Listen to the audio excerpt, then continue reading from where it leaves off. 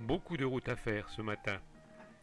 Nous sommes partis de Reykjavik pour Kerlingafjöll, montagne des sorcières, en visitant Geyser où jaillissent les fameux geysers. Plus loin les chutes fantastiques de Gullfoss. Et ensuite nous continuons sur la piste qui s'arrête d'un seul coup vers le refuge de la montagne des sorcières.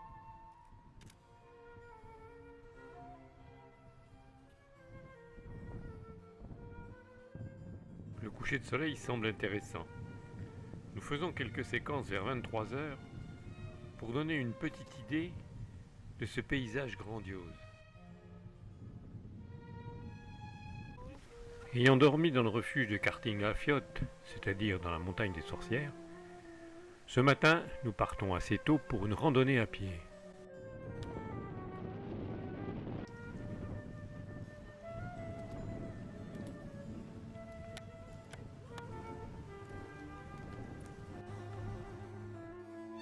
C'est un endroit extraordinaire. Nous, avec Jacqueline et d'autres personnes du groupe, nous l'avions déjà fait il y a 3 ans. Et nous voulions le refaire. Vraiment, l'endroit est intéressant. On y trouve toutes les couleurs, dans la palette des teintes pastel. Cette randonnée dans un monde minéral, au milieu des fumerolles, des rivières chaudes et glacées, le site est d'une grande beauté.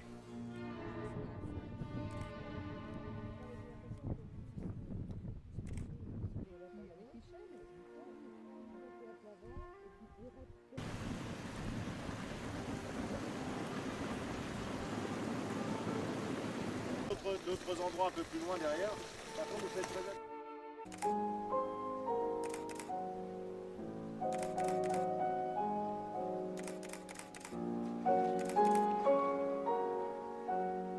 La coloration du phoque gris présente des tons de gris avec des taches plus claires. Les femelles plus claires avec des taches plus foncées.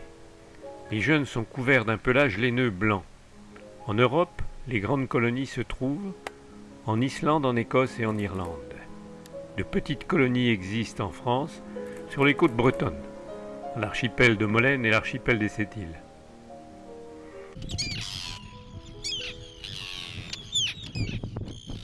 Il y a aussi une colonie de sternes arctiques avec des jeunes.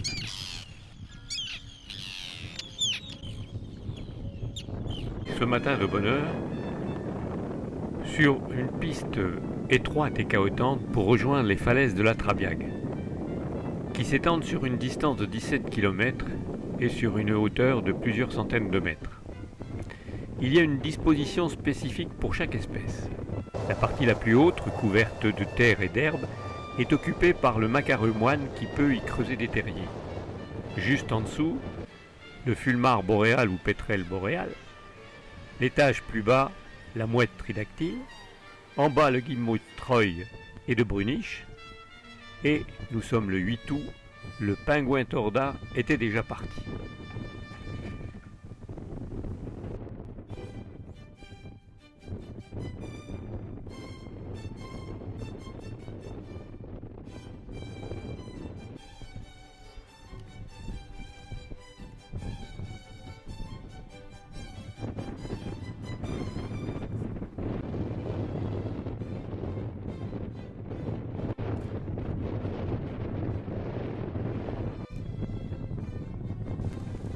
Le macareux moine est un oiseau marin qui vit en haute mer, sauf lors de sa reproduction.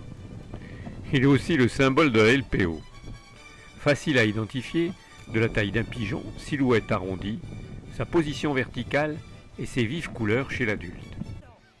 Le fulmar boréal est un oiseau marin appartenant à la famille des Procellaridae.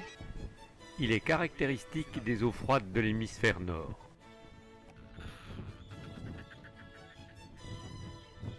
Le fulmar boréal a un aspect plus proche des goélands avec lesquels il n'a aucun lien de parenté qu'avec les autres pétrels. La mouette tridactyle est une espèce d'oiseau de mer de la famille des Laridés.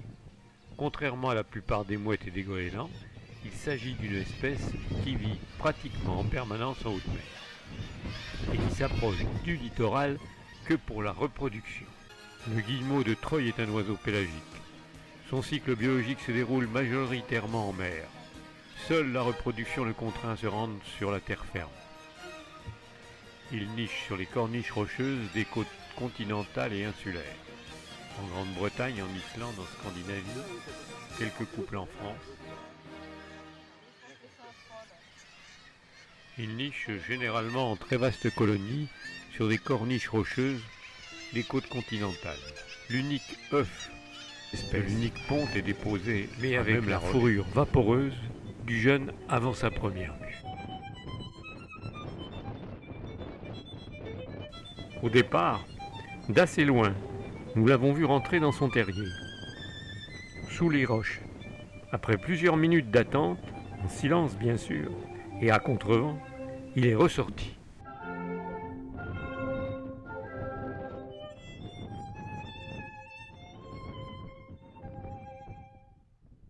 Sans être très inquiet, ici il se nourrit de raisins d'ours et de myrtilles sauvages.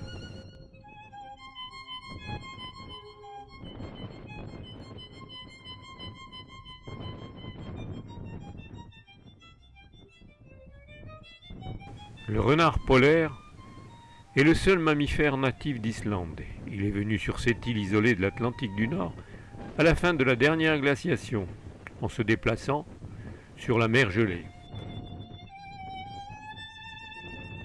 Le renard polaire en Islande est chassé par l'homme. Son nombre est très restreint. En 2 semaines, en dehors de cette observation, nous l'avons aperçu de très loin que 2 fois. Il est essentiellement carnivore, oiseaux dans les nids, agneaux malades.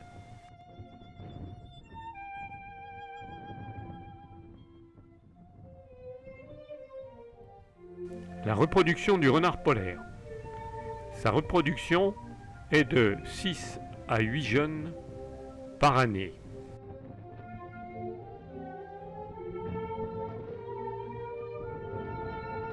En dehors de l'Islande, les renards polaires sont présents dans l'ensemble de l'Arctique, au Groenland, en Russie, au Canada, en Alaska et aussi dans les Alpes scandinaves.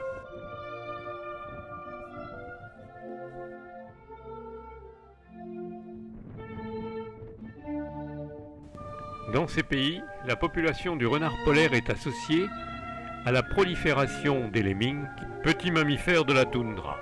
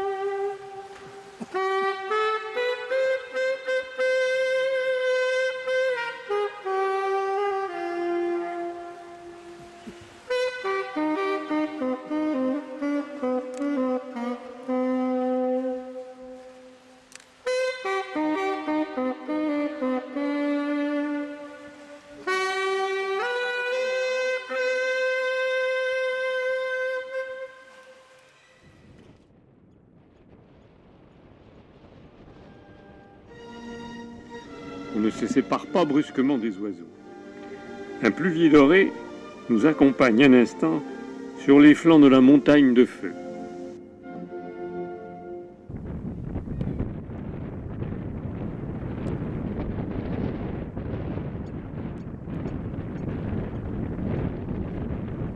Le village a perdu près de 400 maisons sous la lave ou les retombées de scories. Depuis quelques années, les habitants ont profité pour développer une attraction touristique appelée le Pompéi nordique. Ils confient aux touristes des pelles afin de fouiller les vestiges des maisons prisonnières des scories depuis 1973. En 1963, en pleine zone de pêche du sud-ouest de l'Islande, une éruption volcanique sous-marine fit naître 3 îles: Jolnir, Sirlingur et Surtsey. De ces 3 filles de la dorsale atlantique, l'érosion en fit disparaître 2. La 3e, Surtsey, est depuis l'une des plus jeunes îles de la planète. Totalement interdite, elle est depuis sa naissance un laboratoire pour les scientifiques qui étudient le développement des différentes formes de vie.